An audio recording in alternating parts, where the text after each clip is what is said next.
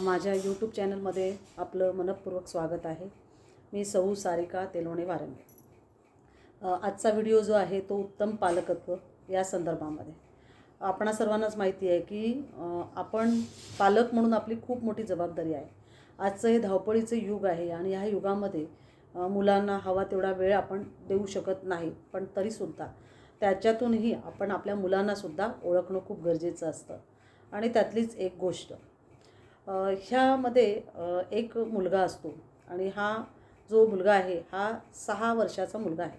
या मुलाला घरामध्ये एकत्र कुटुंब आहे, आजी आजोबा काका काकू सगळेजण आहेत आणि आपल्या वारसाला घराण्याला एक वंशाचा दिवा म्हणून आजही आपल्या संस्कृतीमध्ये पाहिलं जातं। भारतीय संस्कृतीमध्ये आपण किती जरी म्हटलं तरी वंशाचा दिवा म्हणून मुलांकडे पाहिलं जातं आणि त्याच दृष्टीने त्या कुटुंबामध्ये हा मुलगा जन्माला आल्यानंतर त्याचे सारे हट्ट पुरवले जायचे। आणि 6 वर्षाचा हा मुलगा जेव्हा आईसोबत बाजारात जातो तेव्हा बाजारात तो एक वस्तू मागतो, परंतु आई त्याला ती देण्यासाठी नकार देते की आत्ता नको, चल घरी भरपूर आहे।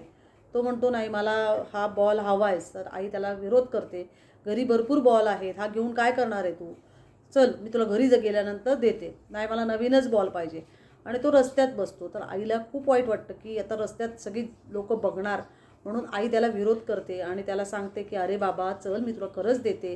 पण तो मुलगा काय ऐकण्याच्या मनस्थितीत नसतो, तो लोळण घालतो। आणि मग आईला असं कसं तरी वाटतं की अरे सगळी लोक बघतात, नक्की या मुलाला काय झालं, म्हणून सगळे जमवतात, काय झालं काय झालं।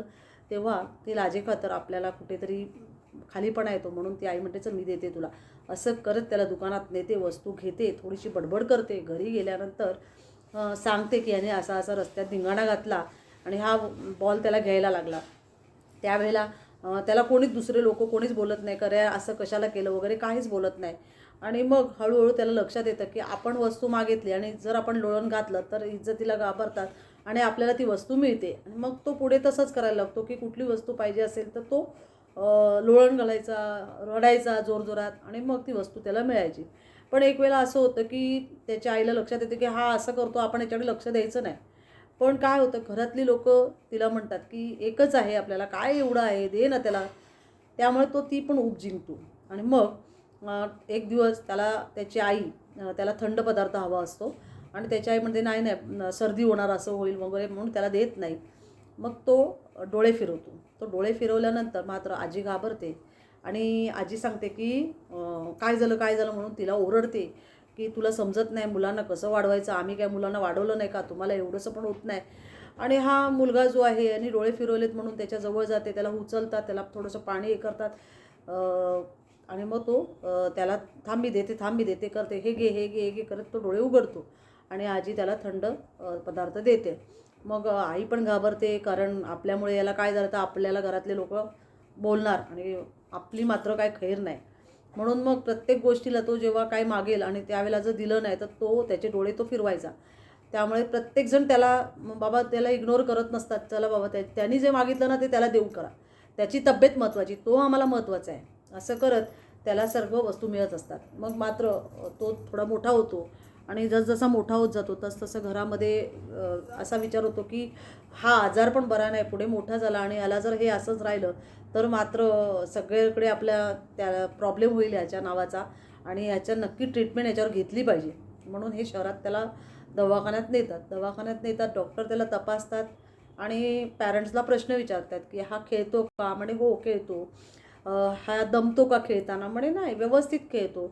मग असा कुठे कोपऱ्यात जाऊन बसतो का, म्हणे नाही। सगळ्यांच्यात मिक्स होतो का, हो म्हणे सगळ्यांच्यात मिक्स होतो, मित्र आहेत, खेळायला जातो, मैदानी खेळ खेळतो का, म्हणे हो मैदानी खेळ पण खेळतो।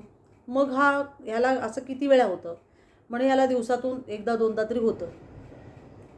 कशामुळे होतं ते डॉक्टरांच्या आधी लक्षात येत नाही। मग डॉक्टर म्हणतात की एकदा दोनदा होतं, मग घरातच होतं की बाहेर होतं। मग ते म्हणतात बाहेर असं एकटा असताना कधी झालं नाही, पण आम्हीच्या सोबत असतानाच त्याला असं होतं। मग थोडंसं डॉक्टर विचार करतात, म्हणे ठीक आहे, त्याला जेव्हा म्हणजे याला तपासतात आणि त्यालाही काही प्रश्न विचारतात की बाळा तुला खेळायला आवडतं का। त्यांना असं वाटतं की कदाचित ह्याला दम लागत असेल तर त्याला विचारतात तुला कुठे दुखतं का, तुला काही त्रास होतो का, तुला चक्कर येते का, त्याला चक्कर येते का समजेल नाही, समजणार नाही, म्हणून डॉक्टर त्याला म्हणतात की तुला कोणती गोष्ट खाल्ल्यावरती असं काही वेगळं वाटतं का? म्हणे नाही. तुला सगळं खायला आवडतं का? म्हणे हो, मला सगळ्या गोष्टी आवडतात खायला. आणि मग डॉक्टर सांगतात की त्याचं वजन वगैरे तर व्यवस्थित आहे, पण जेव्हा त्याला काय असं होईल तेव्हा तुम्ही त्याला इथे घेऊन या. तर घरातले म्हणतात की डॉक्टर, त्याला आम्ही ज्या गावात राहतो तिथून शहरात यायला आम्हाला 1-1.5 तास लागतो, तर आम्ही त्याला तर इथे कसं आणणार?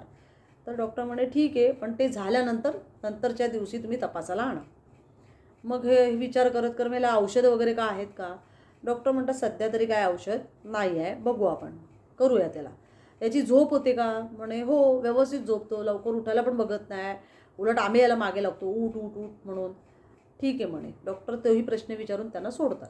बाहेर गेल्यानंतर मात्र याला तिथे माझाची बॉटल दिसते आणि हा हट्ट करतो, मला माझा पाहिजे, मला आईस्क्रीम पाहिजे. तर आता आजीला मात्र भीती असते. अगोदर जी आजी बाजू घेत असते ती म्हणते, बाळा आपण घरी जाऊ आणि तिकडे घेऊ, कारण का तर आत्ता तुझी तब्येत बरी नाही ना, मग तू आईस्क्रीम नको खाऊ, तू ती फ्रुटी घेऊ नको, माझा नको घेऊ. तो म्हणतो नाही, मला ते हवंच. खूप हट्ट करतो आणि मग आजी म्हणते नाही नाही आत्ता ना, घरी गेल्यानंतर देईल. तर तेव्हा तो तिथे डोळे फिरवतो आणि तसेच त्याचे वडील त्याला उचलतात आणि दवाखान्याच्या बाहेरच असल्यामुळे दवाखान्यात नेतात. डॉक्टरच्या पुढेच नेतात. डॉक्टरांना लक्षात येतं. डॉक्टर त्याच्या तोंडावरती तांब्याभर पाणी टाकतात. आजी बघत बसते, माझ्या नातवाला हे झालं आणि तुम्ही पाणी काय ओतताय? तो ताडकन उठतो आणि आजी त्याच्या जवळ जाते. तेव्हा डॉक्टर सांगतात तुम्ही थांबा, तुम्ही सध्यामध्ये येऊ नका, ट्रीटमेंट सुरू आहे. आणि मग आजी पण थांबते.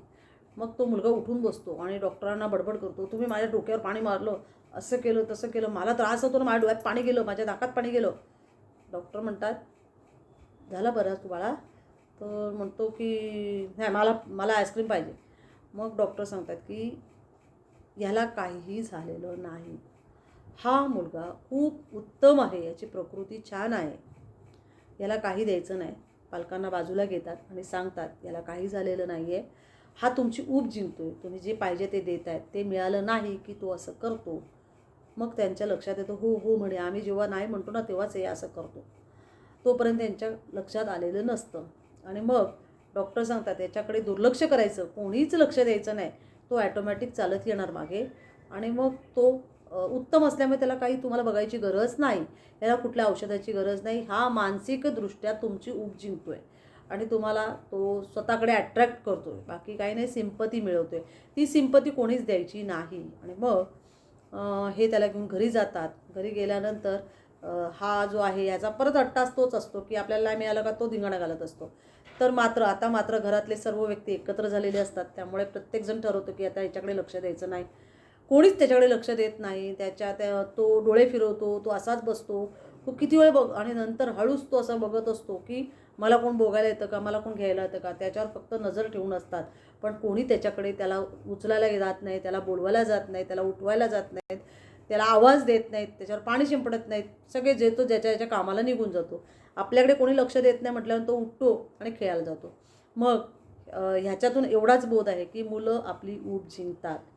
मुलांना असं वाटतं की आपल्या आईवडिलांची इज्जत जाईल हे त्यांना समजतं आणि मग ते धिंगाणा घालतात. आपण ओरडलो की आपल्याला वस्तू मिळते, आपण धिंगाणा घातला की आपल्याला वस्तू मिळते, अशा पद्धतीने. आणि आपल्याकडे एक असं असतं की एक ओरडला की दुसरा त्याला जवळ घेतो.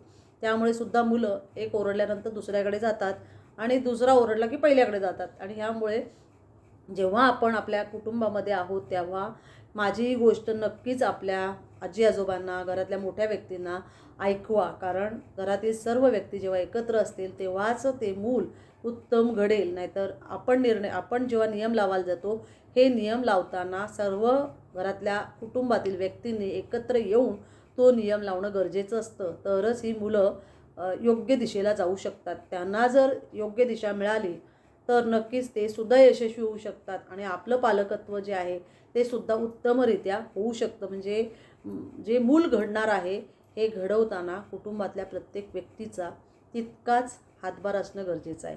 कोणताही एक व्यक्ती निर्णय घेऊ शकत नाही. सर्व मिळून जर निर्णय घेतला आणि योग्य पद्धतीने जर नियम लावले आणि ते सर्वांनी जर पाळले तर मूल चांगलं घडू शकतं. म्हणून पालकांनी आवर्जून आपल्या मुलांच्या गोष्टी ज्या आहेत, योग्य गोष्टी ज्या आहेत त्यांचं नक्कीच कौतुक करा, पण अयोग्य गोष्टींना अजिबात भाव देऊ नका. त्याला आळा घाला तरच आपलं मूल यशस्वी होऊ शकेल आणि आपण सुद्धा उत्तम पालक होऊ शकू.